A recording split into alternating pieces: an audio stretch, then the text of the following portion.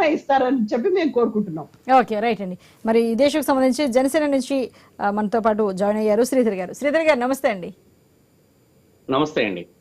శ్రీధర్ గారు, మరి చాలా ఉత్సాహంగా ముందుకు వెళ్తున్నాయి టీడీపీ, జనసేన, అలాగే బీజేపీ కూడా ఈ నెలాఖరికాల కలిసి వస్తుందని ఒక క్లారిటీ ఉంటుంది అని చెప్పి చాలా ఉత్సాహంగా వెళ్తున్నారు. కానీ మరి ఇవాళ భీమవరంలో ఒక్క నిమిషం నేను క్లారిటీ ఇచ్చేస్తాను.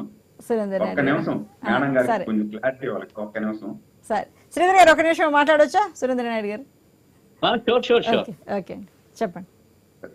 ఏమనుకోవద్దండి, ఒక్క నిమిషం పర్వాలేదు సార్, పర్వాలేదు, క్యారీ ఆన్.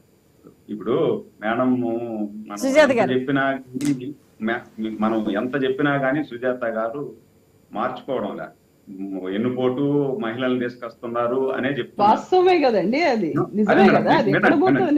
సుజాత గారు సుజాత గారు మీరు మాట్లాడినప్పుడు నేను విన్నాను. మనం మాట్లాడుకునేది డిబేట్ విందాం, అందరూ ప్రజలు విన్నారు.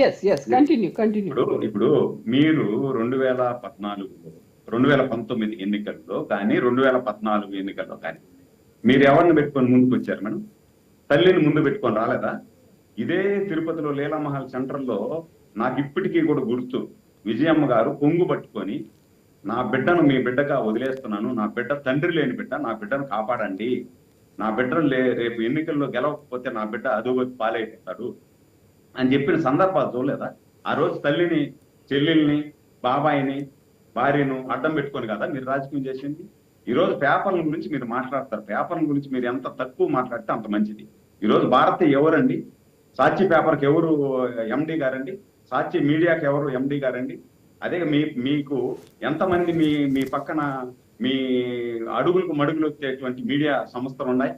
రేపు 14 సంవత్సరాలు ముఖ్యమంత్రి చంద్రబాబు నాయుడు గారు ఉన్నప్పుడు ఇదే విధంగా మేము కూడా అనుకోని ఉంటే ఈ సాక్షి మీడియా కానీ, సాక్షి పేపర్ కానీ, లేకపోతే మిగతా మీడియా సంస్థల్లో పనిచేసేటువంటి వాళ్ళ మీద దాడి చేయాలంటే ఈ రోజు పనిచేసే వాళ్ళందరూ కూడా వికలాంగులు అయిపోయినరా?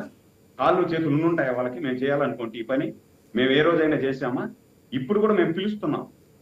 మా దగ్గర జరిగేటువంటి మా సభల్ని కవర్ చేసుకోండి. మీరు కుర్చీలు చూపిస్తారా, చూపిస్తారా, చూపించండి మేము చెప్తున్నాం, ఓపెన్ ఆఫర్ ఇస్తున్నాం. అది కదా మీరు చెప్తున్నారు. మేడం గారు ఇందాక చాలా చక్కగా చెప్పారు. మీడియా సంస్థలు ఉంటారు, చిన్న చిన్న కెమెరామ్యాన్లు, వాళ్ళ మీద దాడేది. మరి చిన్న కెమెరామ్యాన్ల మీద దాడి చేయాల్సిన అవసరం ఏమొచ్చింది మేడం? మీరు ఫోటోలు తీసుకోమని చెప్పి ఉండొచ్చు కదా. కాబట్టి ఎవరు ఆడవారిని అడ్డం పెట్టుకొని రాజకీయం చేస్తున్నారు. ఆడవారి అవసరం తీసేసిన తర్వాత కూరలోని కరేపాకు లాగా తీసి చెల్లిని, తల్లిని పక్కన వారేసి ఎవరైతే బాబాయ్ రాజకీయ భిక్ష పెట్టాడో ఆ బాబాయిని ఏ విధంగా గొడ్డలతో వేసేశారో ఇది ప్రపంచం చూసింది. కాబట్టి మీరు మూసి పెట్టాలనుకుంటే ఎక్కడ కూడా దాగే సందర్భాలు లేవు. మీరు చెప్పినట్టే ఇది సోషల్ యుగం ఇది. కాబట్టి ప్రతి ఒక్కటి ఏమేమి జరుగుతుంది అన్ని వెళ్ళిపోతాయి.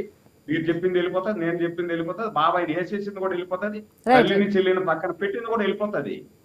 రైట్ అండి, ఇప్పుడు షార్ట్ బ్రేక్ తీసుకుందాం. బ్రేక్ తర్వాత డిబేట్ కంటిన్యూ చేద్దాం. ఇప్పుడు షార్ట్ బ్రేక్.